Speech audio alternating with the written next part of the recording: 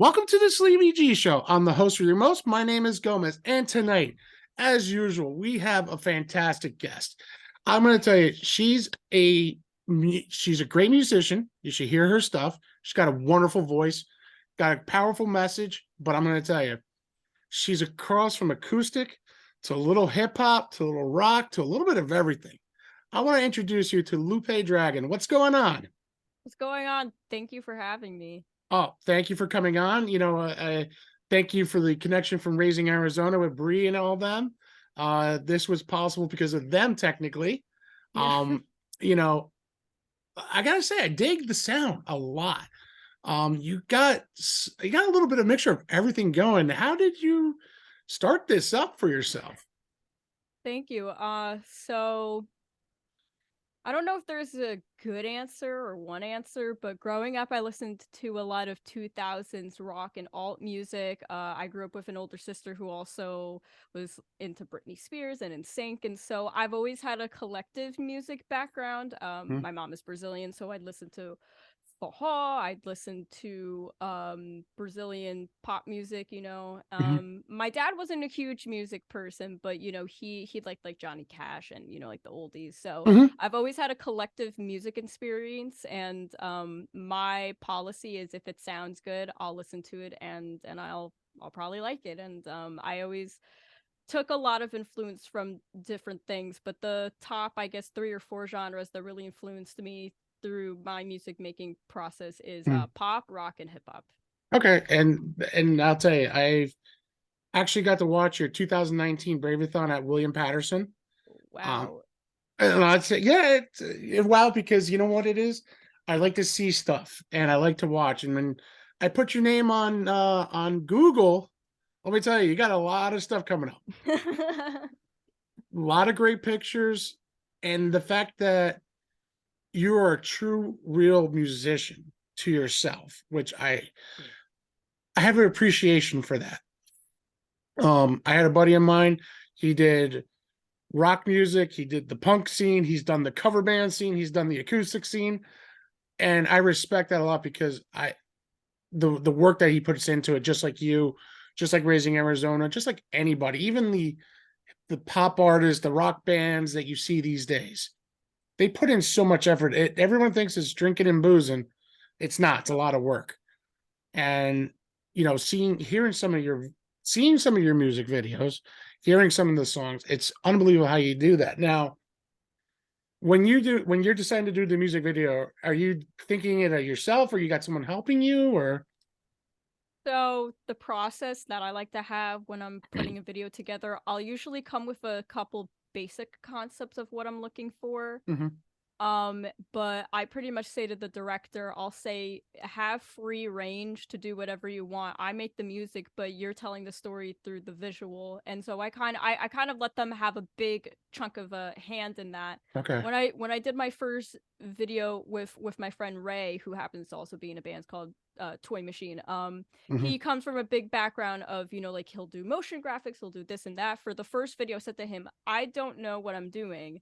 So he said, "Oh, let's do balloons. Let's blow up some balloons. Let's get a spotlight on you. Let's do this." And so the first video I did was for my song Can't Even Stand It, and that was my first experience even doing something like that, having Mhm. lights on me and cameras, and it was a very weird experience for me. Now that I'm a more part of the creative process when it comes to putting together a visual or telling a story, Mhm. I start to kind of have a storyboard in my mind about how I want this to be perceived and looked Mhm. at and interpreted, or leave it up for interpretation, or I just like to have fun with it. With Distance, there wasn't really a story. It was just me and my friend having fun. We played a basketball game. We kind of made it, like a funny skit type thing. And then Yeah.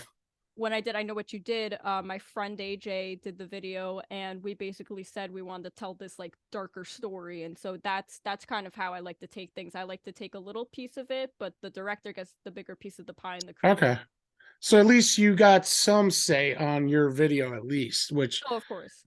if you go on YouTube, guys, you got to check it out because there is some good creative music videos. Like, it's kind of funny. I'll say my age, I'm 43, and I remember back in the days watching MTV like Yeah. crazy. So of course, the 80s, Um, the hair bands of the 80s, the pastel colors Yeah. of the 80s, the bands that had that new wave sound, and then the 90s happened. Grunge and rock and alternative rock took over. And I respect with the picture you got in the background, Kurt Yeah. Cobain, a huge part of my life too, with all his, the albums that Nirvana had.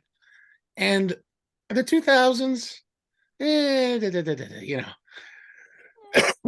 a great era with some of the music. And then now I just feel like the tone of the hip hop world, the rock world, you just feels like it lost a little luster. Um, it's like a repeat of the 90s a little bit. And for me, it's huge because I grew up listening to Dr. Dre, Eminem, Yep. um, The the Cool oldies. and the Gang. I listened to the Sugar Hill Gang growing up. So, the Fat Boys, for Christ's sakes, I take it back to 80s hip hop. You know what I mean? So my influences when it comes to music comes from a genre that dates back to the 70s all the way till now. But I feel that there was just a little lacking on some of the music these days. You know what I mean? And then I listened to yours, and I listened to Raising Arizona, listen to some friends who have their own bands, and I go, that's what's always missing. It's just that powerful message or the note. You know what I mean? Like I saw a couple of videos that you've done, short videos on YouTube, and man, you could like spit out lyrics like nobody's business. And you do an amazing job. Like your presence on stage is so amazing. Like, Thank you. Brave-a-thon. I saw one I think that you did in New York. There was one that you did another one over here. You had a couple of those short videos, which is amazing. Now, when you're on stage, what do you feel? Like, how do you feel like when you're on stage? Ooh. I feel like it lasts forever and also doesn't last long enough. Right. Uh, I have an anxiety disorder, and the one question that I get from people is, "Do you feel like some type of anxiety when you go on stage?" And I say, "Yeah, but not really. It's a different type of feeling. It's more of Hmm. the excitement and the adrenaline rush I get from it, and I think that's my favorite part is I tire myself out because I'm giving my all just to perform to the point that sometimes I give too much of myself just because like I love doing it. I love Hmm. to interact with the crowd. I love to, like poke a couple jokes. One of the running jokes that's part of my shows now is when my birth control alarm goes off in the middle of the show, and I'll be like, "Hey guys, It's that sorry, time. forgot. Is that time I need to take it?" And I think the best part of it is I'm on a stage in front of people, but I also can just be me and I don't take myself seriously. I take myself seriously enough to just, be the musician, but also like I just like to have fun with Mhm. with what I'm doing and meet people and connect with people. And I think that's the best part and the best feeling about performing is just the connection that you get to have with people.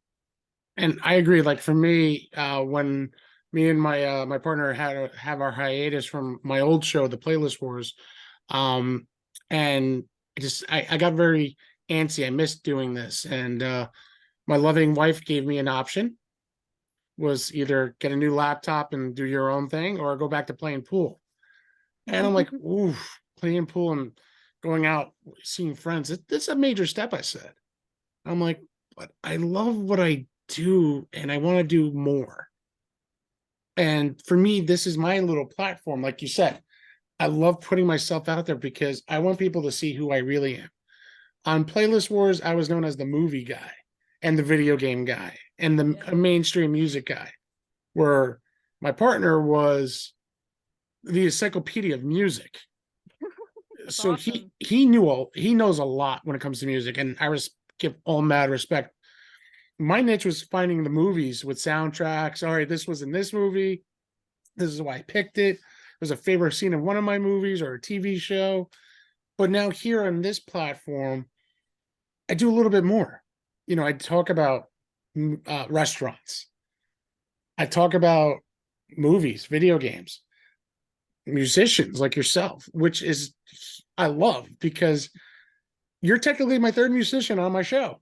Oh, sweet. So for me, it's kind of cool to hear what everyone's doing, how they get ready for shows, how do they do this? And it's kind of amazing because I always like music. I love music, I couldn't play guitar for a lick. I couldn't play a piano for anything. I used to play a mean clarinet back in the day and Wow. saxophone. School So band. no, I was never in the school band. I did it on my Really? own. Oh wow. Excuse me. I went and my parents put me in a school where I used to live in Rutherford. It was a music school, and I would just be on that. And I never would do the shows because of, like you said, anxiety. I was very shy and nervous in front of people. I Okay. had a fear of people seeing me, you know what I mean? Like, and that's still now it's not as big as it was when I was younger. You know, when I started playing sports, I started going, so this is what it feels like. So for me, my sports career is what made me feel better. Like you said, you give 110% on your shows. I gave 110% on the field, and I got home, I was exhausted some games. Yep. And but that's what I do here with my show too. I give 110% because I want, as you as my special guest, I want you to feel laughter, curse if you want, could care less, all this stuff. You know what I mean? I want you to be you, just like I'm being me. And that's the great thing about that. I love raising awareness. I just did that with autism. Did that for diabetes. I'm going to be doing it for cerebral palsy. So these things are always great. And that's why I love supporting local musicians like you guys. And you actually, I'm supporting a musician band up in New Hampshire. Two from New Jersey finally went out of state and got somebody, That's which is, dope. Yeah. yeah, and they're actually a metal hip hop band. Oh, sweet. So That's different. it's totally different. I'll give you the name after the show, but guys were so cool, down to earth, and they loved being on the show. They were so cool. They even posted a bad picture of me. They took it when we were interviewing. They took it. They posted on Instagram. I'm like, dude, I go, you could have gotten the better side of me, not like I'm freaking like this. But you have your genres now. When you're sitting down and you're thinking lyrically, like what's your process when it comes to writing down your own lyrics? So my process has changed a lot in the last few years. Well, mostly in the last year, I think. Mhm. My process used to be I'm not inspired unless something happens and I need to process it, and I Okay. process it through writing a song. But lately, actually with the help of my producer Matt Pelosi from the Vault and Boot, and just want to shout that out there. He got me into this book called Writing Down the Bones, and I think it's by Natalie Goldberg, and it talks a lot about writing in different places, taking your mind, basically putting it on the table and trying different things, and to do daily journaling. Hmm. So the past, I want to say, like 6 months, I've been journaling, or at least trying to, at least 5 times a week, sometimes less, sometimes more than that. And I would just write how I'm feeling, or just start having like a thought in my mind and writing from there. And then I would put a bracket around some phrases that I liked, and then I put a file on my computer of all the phrases I haven't used, and then I Hmm. just start writing from a phrase. And so I either write from spur of the moment or from what I've been journaling, and that's been kind of my process. I start with lyrics, and then I'll get my guitar, I'll start figuring out a melody, and that's usually what it starts with. It always starts with acoustic guitar and a melody and some Hmm. lyrics. And that's awesome. And it's kind of funny, like you say, you do a journal. Like for me, I have my show and I have my website that I really blog a lot. I'm not the greatest writer. I could care less. You know what I mean? It's just my thoughts that I put down on a website. And it's kind of funny. There's a couple of like personalized pieces that I love. Anxiety was one of them. Who suffers? I said I actually seek help. You know what I mean? Because sometimes you need to talk. Um, Another one was bullying. My daughter got bullied, so I wrote about it and I said, I remember I was being bullied and I became a bullier. So I know the two, the two consequences. Yeah. Another one I wrote something about my, who's your hero? Wrote about my parents, my mom and my dad, you know. So these things, like as a blogger and as a musician, it's like the same. Something that hits you. Yep. I went to see Fast X. You know what? I said, let me blog about Fast X. You know what I mean? And did anybody read it? I think a couple people did read it. You know what I mean? Which is fine because I said if I get at least one person to read one of those, I'm happy. And with your music, and I see because other people have posted, at your shows showing how you go out. You know what I mean? And before we started the show, we were talking about theater. Yep. So at one drama club person to another, how did you enter drama club? I mean, that's something, it's always interesting for people. I know how I got it, and I'll explain that one. So I always lived in a small town, so drama club didn't become a thing till I think I was in the 8th grade, and I Okay. did my first play and I auditioned for it, and it was Alice in Wonderland, the stage play version, so it wasn't a musical or anything. Okay. Um, and I auditioned for the Queen of Hearts, and I Nice. didn't get the Queen of Hearts, but I Okay. got the pigeon that pushes her like out of the nest. Nice. I was just that one scene, and I did that, and I wore like a bird head, and it was very embarrassing now looking back at it, but that was my first experience in acting and writing and reading a script and memorizing a script. And then freshman year I did Thoroughly Modern Millie, which was a tap show that took place in the 20s. Right. Then my sophomore year I did another straight play. Then I also was in ensemble for Grease. That was my second musical. Come on. Then I went on to do a couple more things. I did Midsummer Night's Dream. I did Your Good Man Charlie Brown. I played Lucy. So I got into it just for really a sense of community, and just because I knew that I wanted to get into acting. I Mm, didn't know where to start, and obviously like if you're with a bunch of, kids that are your peers, then, it becomes a fun experience and everybody does it. And I just wanted to meet people that wanted to do the same thing and just have fun doing it. Obviously I grew out of the acting realm. mhm. Music is definitely my stronger suit. I actually had a professor in college who told me I should never be an actor. Told me I was horrible. Told me I also was not funny, and I was a theater and comedy minor. So that also kind of killed me. Oh wow, yeah, Um that would have yeah. put a stake in my heart too a little bit. Yeah. But I would love to go back into acting maybe one day, but I think I would probably start with a musical just because my stronger suit is music. I mean, Mm, even if this professor was a little rude in what he said, I've always known personally that I'm a stronger musician than I am an actress. And I think it's the part of like taking yourself out and becoming a character. I mm, think that's the hardest part. And I've done it before, but um some of the scripts that I would love to do, like Rent or right. Cabaret or something, it's definitely a distinct like mindset that you have to be in to kind of put yourself in I those agree shoes. with you on And that. and I think it's easier with music because if I'm happy and I'm singing a song about being sad, I remember how I was when I wrote that song. I could put myself in that mindset. Putting yourself in the mindset of a character that you've never been, Hmm. it's a lot harder, and I give a lot of credit to people who do it on a daily basis because Yeah. that's their job. So I basically got into drama club just for the pure fact of I wanted community, I wanted to meet people, I wanted to also get out of my shell. And the thing that got me out of my shell and got me past my social anxiety was doing drama club in high school, honestly. And that's pretty cool because for me, I didn't have really a choice. I was told I was joining drama club Oh wow. because yeah, it was kind of funny.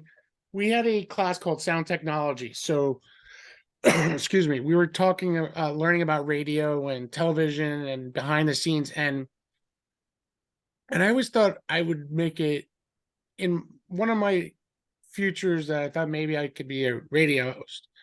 Always listen to Z100, Yeah. KTU 92.3, listen to the morning shows in the morning, and said I would love to do that. And I did a demo tape for shits and giggles, with a bunch of my classmates. Cool. And one of my superiors said I wasn't good enough. Oh my god. So he goes, "You're not good." Just like your professor. I was horrible. I didn't have a personality. And I'm like, wow. Oh I my said, goodness. yeah, yeah. So, I put a little dagger in my plans of attending NYU for film school. So I was like, all right, I guess I got to do a fallback plan. So football became always a part of my life. And, the teacher that always kept pushing me was the head of the drama club now. Okay, cool. So his first big production is Guys and Dolls. That's a good one. Yeah. So for me, I ended up being Big Jewel. Uh, you know, I, Awesome. the part fit me pretty damn good, I thought. And I had a lot of fun. I met more interesting new people.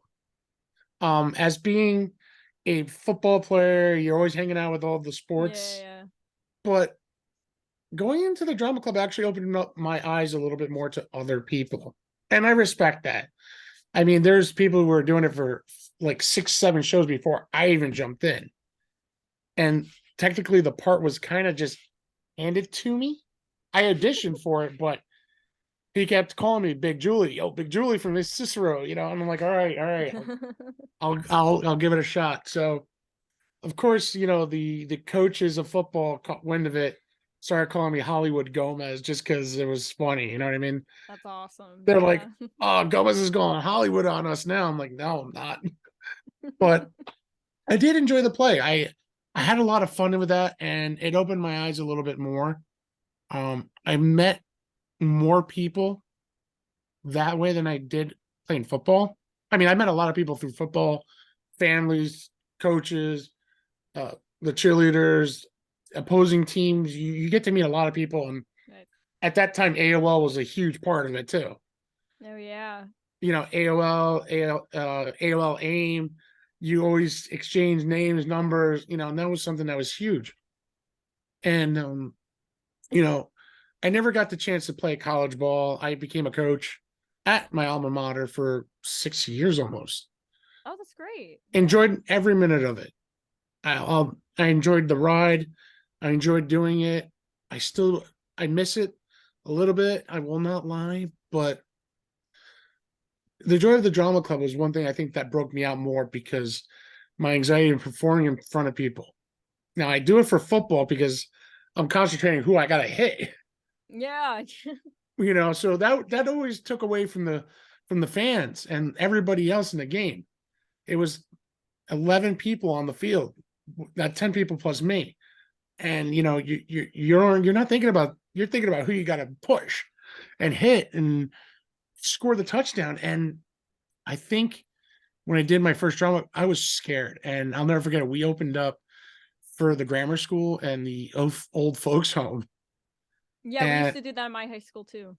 it was the test run, and one of my huge scenes, and I'm like, "That's right," and I'm like, "Oh shit, I forgot my line," and the microphone was right above me, and I caught Ooh. it because I mumbled it. I'm like, "Oh shit, what's my line again?" They're like, "Oh, you'll shoot craps." Oh yeah, you'll shoot craps. Like I just like surprisingly, but I did 3 plays. I did 3 musicals. Well, technically, I don't know. A Wonderful Life is kind of like a musical, but it's not. Yeah. Um, Yeah, a little bit. a little bit. And I did oh God. I forgot the name of the one play. God, they're gonna kill me for this one. It was a all I remember is the song was called Bally High. I can't remember the name of the play now. Valley High. Was it Oh my God. West Side Story? No, not West Side Story. It No, was not like West Side it Story. was like an army it was like South Pacific. There we go, South Pacific. South Pacific. Okay. Yeah, I know And that one. yeah, and I was Stew Pot. So Oh I my got goodness. yes, I got to wear the cool Stew Pot shirt that I made. Um and I wore the most embarrassing hula skirt and coconuts. And a Tina Turner wig to go with it. Oh no. Yeah, but you know what? We had fun with it. And I'll tell you, for those 3 shows that I did, I would never trade it in for the world. I loved everything about it. And I can always continue with drama if I could, but this is my platform now, my show. You know what I mean? Uh, talking to Yeah, for everybody. sure. I've had some awesome guests just like you. I had some great stuff that I've learned from other people. It's that's the thing, you know what I mean? And I know one of the places you actually go up here is in Boonton, Yes. which is literally not even 15 minutes away from me. I live in Pine Brook. Okay, So, sweet. I know Breeze told me a couple of times, I'm like, every time you guys get me, it's like it's date night with wifey. That means you should bring wifey on a date night to Booten. I will actually do it one night. If you guys are there one night, I gotta try to get up there because I always hear the music. I love listening to you guys.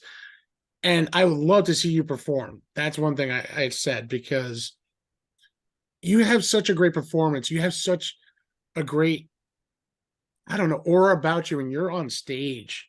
You take control of the microphone like if it's nobody's business. You know, when you're there, like you said, you have that anxiety, but it's that good power. Like you put on the show that you want. Um, Now I gotta ask this: ever thought about getting? I know you're indie, but you ever think if there might be a record label that might be interested, would you go for it? Um, if it was the right one Mm. and there were obviously like legalities that were Mm. agreed upon, oh, Yeah. of course. I would love to, like have that be my job to just make music, Yeah. and having a record label would allow me to do that. A lot of people are independent and it takes a while for them to break even. Hmm. I haven't even come close to that, and which is fine. I don't do this for the money, but if that was how I made money, oh, 100% I would do it in a heartbeat. But I always get asked if I had a record label come up to me, which one would be the one that I want to ask me to sign a deal. And my number one choice is always Visionary, which has Hmm. signed artists like Jeremy Zucker and Yes. Chelsea Cutler and Logic. And the reason why I feel like I could fit into that niche Hmm. is just because every single person that's on the roster there is so different. You have hip hop, you have Yeah. bedroom pop, lo-fi, and I feel like I have such a good like mix of everything that I feel like I could fit on the roster of Visionary, but they just haven't seen me yet. So Soon, just like me, like I'm dreaming one day maybe this show would take off. You know what I mean? Or get invited somewhere. It's everyone's dream. Everyone tells me, "Oh, you're great. You're doing great." I say, "Great, thank you." And they're like, "Well, why aren't you happy?" It's not that I'm not happy. I'm just keeping it level headed. yeah, for sure. I mean, we all just have to we work with what we have, Hmm. and we do what we love because we love it. Yeah. And it's never because we expect anything in return. When I was 18 or 19 and my first EP was released, I automatically thought, oh, I'm gonna get all these streams, I'm gonna do this and Hmm. blah blah blah. And I was naive to how much Spotify pays me, which is less than a fraction of a penny Right. per stream. So, there's a lot of things that hold back a lot of artists and bands, even ones that are well established, from being able to make ends meet, which is a whole nother concept to talk about. But it's it's awesome that we get to have online streaming of music, but Hmm. it also has its own cons on its own. It's not the same as buying physical copies anymore or selling records. We don't really Yeah. sell records, we stream them, and the process and the royalties and the mechanical royalties, it's a lot to wrap your head around. It is, for sure. Oh, without a doubt. I mean, even as I'll say it, I don't have that 5,000 likes and 1,800 followers on Instagram and 5,000 followers on YouTube.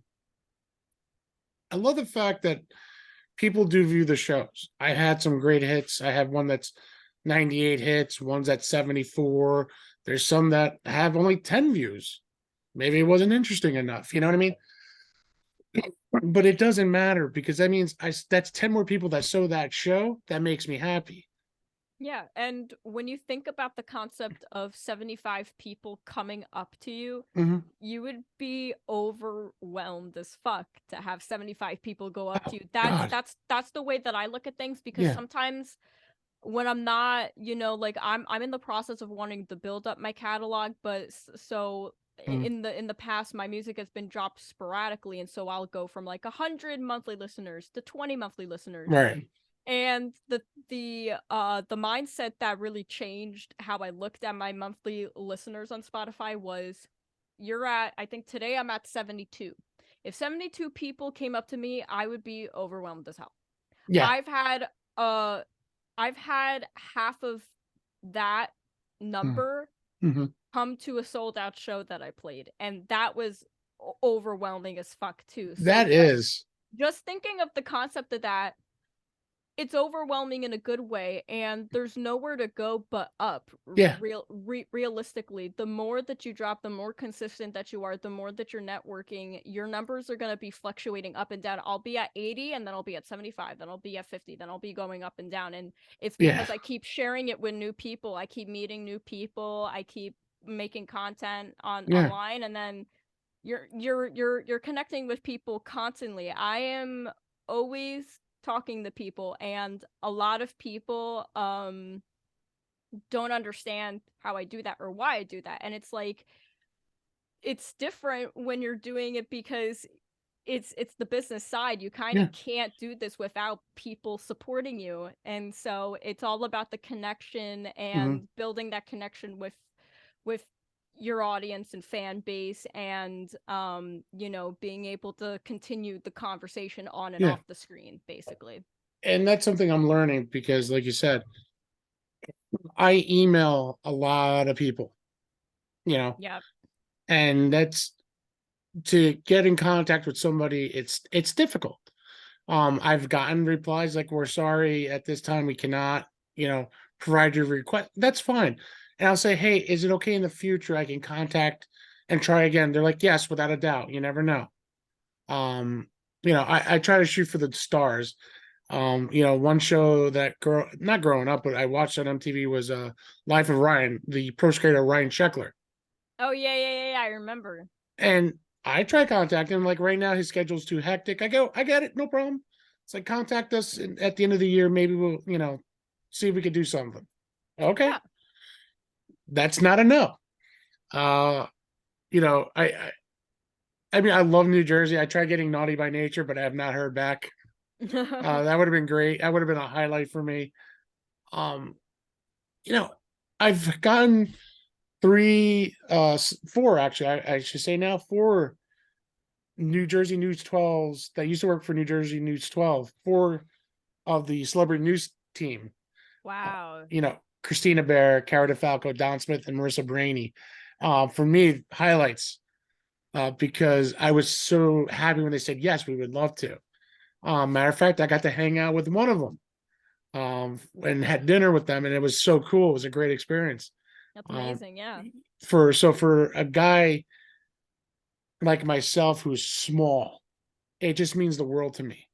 Um, I love promoting for anybody who's listening with me. So like, and I'll say even tonight, like, hey, I had a great conversation with you.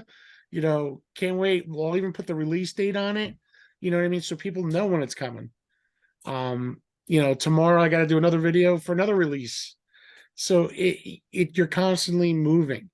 Um, Yep. with your shows, there's always somebody there. Like you say, you get to talk.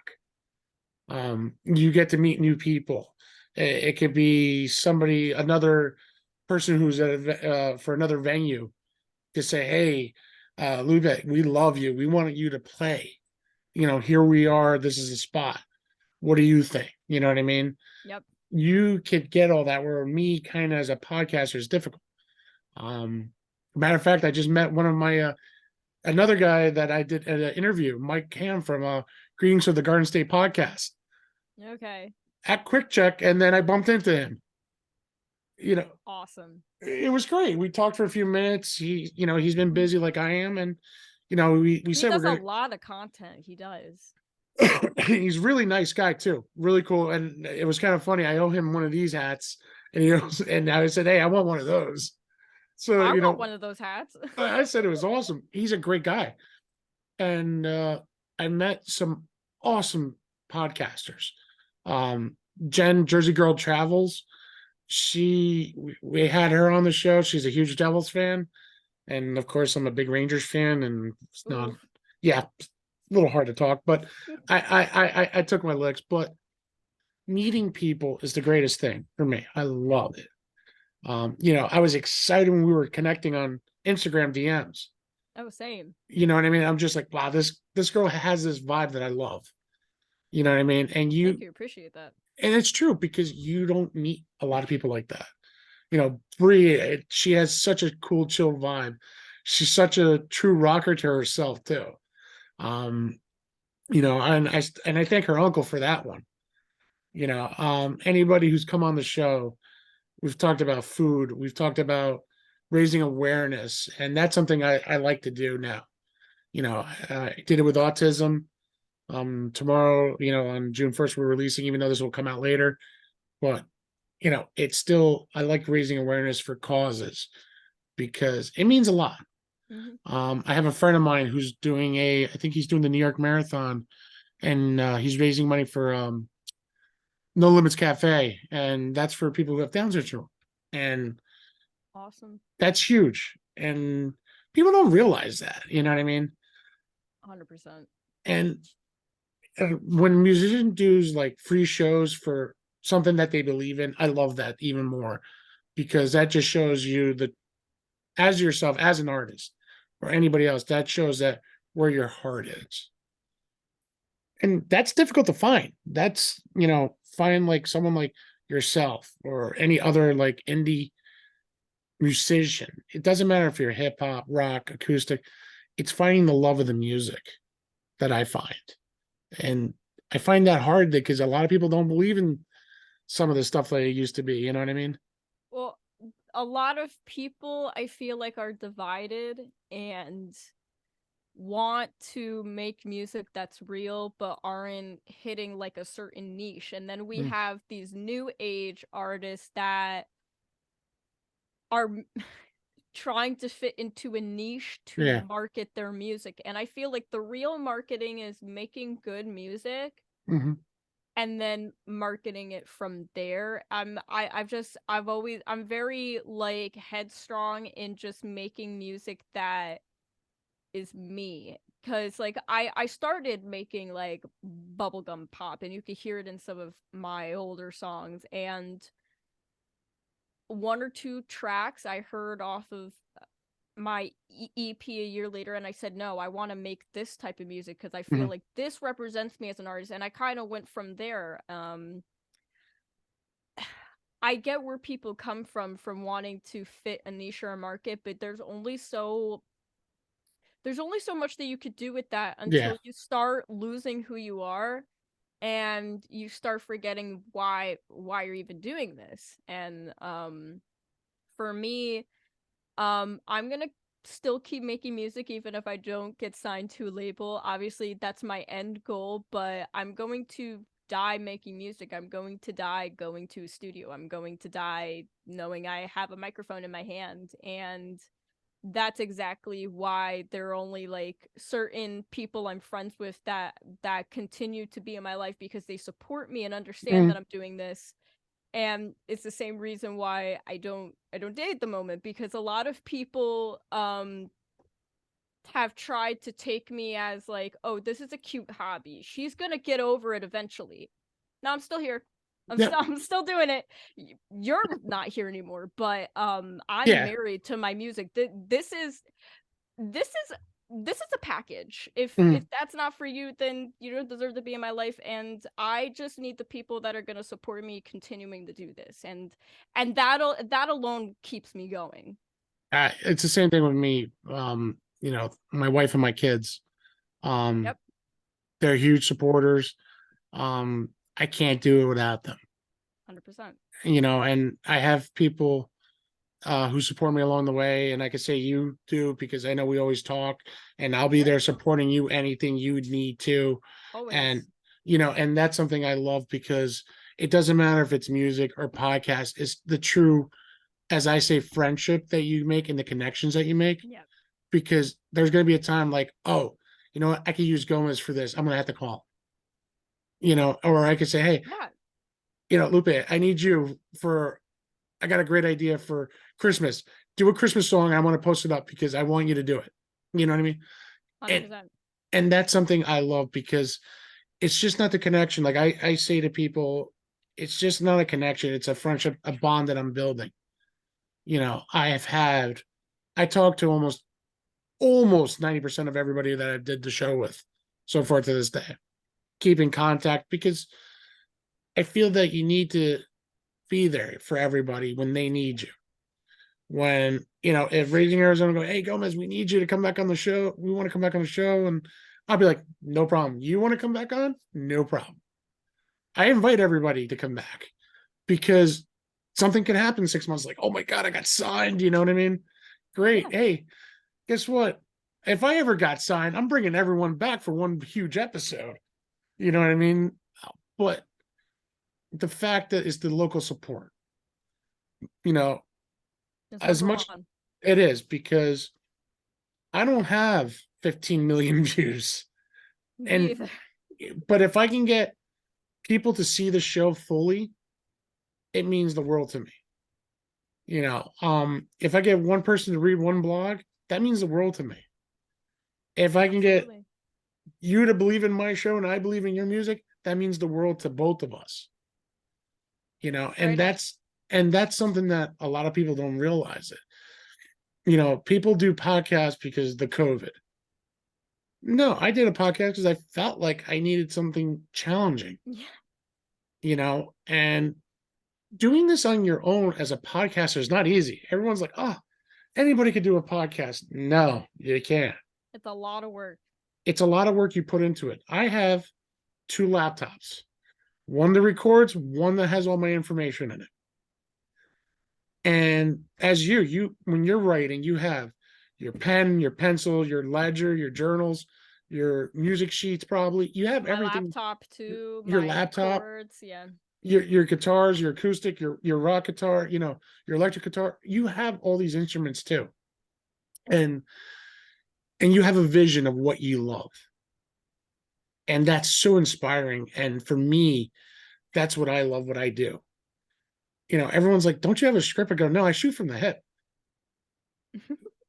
Because if I have a script, it's not being me. You know. I think those are the best type of podcasts. My friend Louise, who I also went to college with, also Mm. has a podcast called AO Chill Podcast, and he started actually I think he started filming in his apartment or his house, and then he started borrowing one of the study rooms on campus Oh, nice. to to because it's the grind. You got to start somewhere. And then I did one of the episodes for him there, and then he eventually moved into a studio in Boonton, and now he's looking to move elsewhere. I don't know yet. Don't want to drop the deets, but I get basically you. you start one place and you just keep building and growing. Eventually you get different gear, different backgrounds, Mhm. different people, different microphones, and you Yeah. could build from there. And I think that's the great part of like a podcast like this is just it's very natural. I feel like really nice just talking. We're having a conversation like Yeah. two friends in like a coffee shop or at a bar or Exactly. something. And I think that's a genuine connection. I feel you should only script a show enough where you can have talking points. And I Mhm. think again, those are the best podcasts. Like some of my favorite podcasts. I'm not a huge podcast person, but from the ones I've listened to, my favorite is Call Her Daddy with Alex Cooper, and she same thing. She Actually, I does heard it right at that. the top of the head. Yeah. She's interviewed Demi Lovato, Cole Sprouse, a couple other people, and she basically has a couple talking points, and that's it. She's going straight into the deep stuff, into the nitty gritty, and I Yeah. think that's the most natural way to really go about this. And it's great to know people that way because it's natural, Yeah, and that's where I get a lot of compliments on that because I make everyone feel good. It's like not yeah, bombarding. 19 million questions. What's the point? Everyone gets tired. I want to hear what they say next. It's like Howard Stern, but I'm a little bit cleaner than him. I love Howard Stern. Oh, so He's great. I loved Howard Stern when he was on K Rock, and I was upset when he went to Sirius, but then I started cracking up on him on Sirius. And he is the true king of talk. Oh yeah. Um, he's gotten so many awesome celebrities. My dream, yes. Could I ever dream of having Howard Stern on this show? I would love it. That'd be awesome. That would be so great because I love this movie. First of all, Private Parts. Just seeing how he struggled to make it to New York and the crap they gave him. Do I have 30, 50 likes? No, but I got 10 and I got one dislike. So, I mean, that means at least I'm doing something right, I said. Of course. I have a Howard Stern story related to a local Jersey artist. Okay. I don't know if you've ever heard the artist Mia Gladstone before. Sounds familiar. She's from Maplewood, but I think she moved to Cali or some other state. Not the point. But one time on TikTok, I saw it on Twitter, but it was a TikTok. Howard Stern heard her song Change the Channel, and basically she made a TikTok about how he was roasting her. You could look on her TikTok. I'm probably paraphrasing it, but he basically said, saw this song called Change the Channel, and I was like, I want to change the channel, but it ended up being really good or something like that. Yeah. And Mia Glassman was basically like, oh my god, like I got roasted by Howard Stern. I mean, my little claim to fame, was the lead singer from Hailstorm. She it's kind of funny. I wrote and I was just like, oh, I can't wait for the new album. And I tagged her. She said, oh, the new album's coming out great. Can't wait for you to hear it. I'm like, that's my tag frame right there. And Wow. it was so, I was just like, yes, I made it. Then I tried to get her, we tried getting her on the show and we couldn't get her on the show. We tried. Well, you tried. I mean, that's at least a step in the right direction. Claim to fame. I mean, if I could think of a one claim to fame, I mean, I've covered a couple artist songs and had them reply or repost them. That's awesome. Like Alec Benjamin was one person that replied. He liked the cover that I tagged him in on my story. Lauren Sanderson follows me on Twitter. She's a lesbian artist. She's great. She does like pop and R&B and stuff. She's awesome. Zolita's reposted me, but I think my one claim to fame was like fall 2017. I didn't even write my EP yet. I've had Twitter for years, but Khalid, I think thank you for the Khalid. He's like the R&B singer. He does Location. Yeah. Khalid, of course, I remember. he's great. So he was on Good Morning America or one of the talk shows or the Today Show, and he was wearing this outfit and he was wearing a pair of shoes and it looked like a pair of flippers, like to go swimming or something. And I quote tweeted him and I said, what the hell are those shoes? And he quote tweeted me back and said, Balenciaga. Boom! I had a bunch of haters in my comments because a bunch of people were like, you don't know who he is. He's richer than you. And I'm like, I was just asking what type of shoes they were because, no offense, but they're not cute, but that's okay. They look like flippers, but I think that's my one claim to fame. Claim to fame is a viral tweet because Khalid answered me, and I don't have any big claim to fames, but you know what? One day I will. I mean, I've had, like I said, 4 ex New Jersey News 12s come on the show. So for me to talk to them and tell me how awesome my show is pretty amazing to hear that. So for me, and they retweeted anything, and anytime I post on Instagram, they answer back to me and they talk to me like we're good friends, and I love that. Yeah. And for me, that's huge, because again, who knows what could happen in the future? And I'm a huge sports guy. I love talking Giants football, New York Rangers hockey. Not as big as baseball since Jeter retired, but ever since Gio retired, I haven't really gotten into baseball. And then this kid, Anthony Volpe, who's from Del Barton High School here in New Jersey, is now the starting shortstop for the New York Yankees. Oh wow, Just I didn't know that. yeah, so he's just starting to coming around. You know what I mean? I Just like, I've only been to one baseball game my entire life. It was a Yankees game. My dad was a huge Yankees fan, mhm. so naturally I had to like the Yankees. But my favorite, bless you, Thank you, my favorite was Alex Rodriguez. A Rod. It's unfortunate because he had a really rough time with his battle with addiction, steroids and whatnot, but Hmm. I always respected that he took accountability whenever something happened, and I think a lot of people kind of look at him and his struggles and fail to realize like he's an addict. He has struggles. He's trying his best, Yeah, but as a player, I think he was from what I watched he did a great job, and I'm not a huge sports person. You'll learn that right away. I'm Brazilian, so naturally soccer is a big deal in my household. I'm Cuban and Um Peruvian. Soccer's huge. I oh, just 100%. but American football became in my blood. I mean, it had to, the way that you talk about it. My dad watched football too. He watched football, baseball, he liked golf. He watched all the sports, but his like main thing was baseball season and golf season. Those had to be the two things that like came in on the TV. He's watching it like crazy. Like those are the two sports that he continued to watch. But he also appreciated like tennis, Yeah, women's basketball, men's basketball, college basketball. He watched all those. I remember like you might know what I'm talking about, but there was that one college basketball game where the guy like he like broke open his leg or something and like his like shin was like sticking out. yeah, yeah. I remember that game. I almost I puked. remember it was awful, I, but I remember when going into like the kitchen as he was watching it, and I was like, "What happened?" And yeah, he's like trying to cover my eyes. It was bad. it was nasty. I mean, my daughter, she's getting into the dancing Oh recitals and yeah. stuff like so, and she's playing t-ball, this year. Okay. And I caught her little game. What it's practice. It's not real t-ball games or anything, but Mm-hmm. to see her run around, hit the ball, run around the bases, I was like first moment proud dad. For me because Yeah. I remember my dad watching me and my mom watching me. So for me to see that was such a great moment in my life. It's full Eh, circle. Yeah.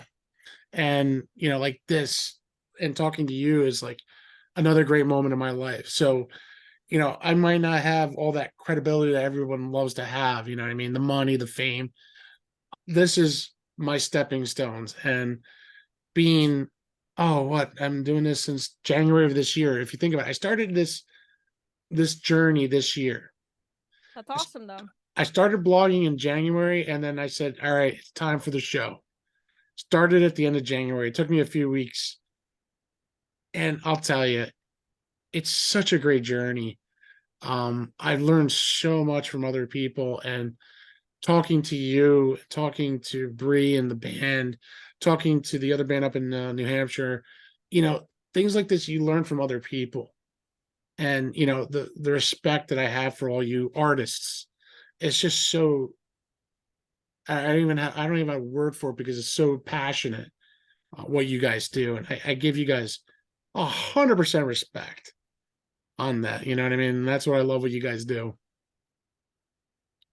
Yeah, well, thank you for doing what you do. Obviously, like the reason why we're able to continue sharing what we do and doing what we do is because of people like you who do have these platforms where we could talk about our music but also talk about the things that make us human. Hmm. And so I think that's super important, and of course, thank you for being a part of this community and continuing to do that. It's awesome, and I didn't realize that you had only been doing this for about a half a year. That's awesome. On my own, you know what I mean? Yeah. Don't get me wrong, I have 60 something belts under Playlist Wars, but as myself, the creator and host of my own show, it was not easy. I'll tell you that much. It was figuring out a name. What's my niche? You know what I mean? And you know, I realized I love to talk. I love food. I love video games. I love music. I love movies. I love sports. Let's just make one big action-packed show. And Yeah. now I love raising awareness. So, I'm starting to be more going into that realm a little bit. You know what I mean? Like I want to definitely spread out and open up my heart to anybody who wants to come on the show. You know what I mean? Um, and that's something anybody like last night I had a recording, and actually it will be released right before your recording comes out in Great. July. I had an old friend of mine who I coached high school football. He was a freshman, I was the coach, and he has 4 kids, and 2 of them have CP, cerebral palsy, Okay. and made me cry last night. I had a box of tissues next to me. I wasn't expecting that, and to give him that platform to talk about it, see his emotions, it's so real, and that's what I love. What I do, you know what I mean? I'm not like Dr. Phillips or anything here, but I want people to talk about it because people need to know what's going on in other people's lives. And I thank you for talking about your anxiety today. Thank you Um, for allowing me to do that. I, and like I said, that's what I'd love to know what you're about, and and thank you for taking the time out tonight. I know we were playing tag, both of us getting sick here and there. Oh my god, yeah. It was true honor to have you on the show tonight. Before we do sign off and everything, where could everyone find you? You could find me on Spotify at Lupe Dragon. That's LupeDragon. I'm on TikTok and on Instagram and Twitter. And yeah, I'm also on all the other music platforms you listen on YouTube or on Apple Music. And I am currently getting my new song mixed, and I will be announcing it. Hopefully by the time this comes out, I will have announced it. If not, it will be announced pretty All right, soon. well, definitely let me know because I would definitely like to post it on mine and definitely share with you on that. Um, Again, Lupe, thank you so much. True honor having you on the show. It's great to see you finally. Yes. Um, can't wait to do it again. You're always welcome to come back on the show. Something comes up, something big, you hit me up. I'll gladly have you back on. Guys, as you can see here in New Jersey, man, we do it all. Gotta thank Lupe for coming on. If also check her out, man, because she's got some shows coming up soon, I believe. Summertime's coming out. These shows will be announced on hers, and she'll probably allow me to announce on mine. So no worries, there will be a lot of announcements. But find us on YouTube. Please hit that subscribe button for both of us. Enjoy the shows. Subscribe to our Instagram. You'll have everything under the list when I send out everything, guys. But as I always end my show, it's nothing but love, peace, and happiness. Good night, everybody. Thank you for having me.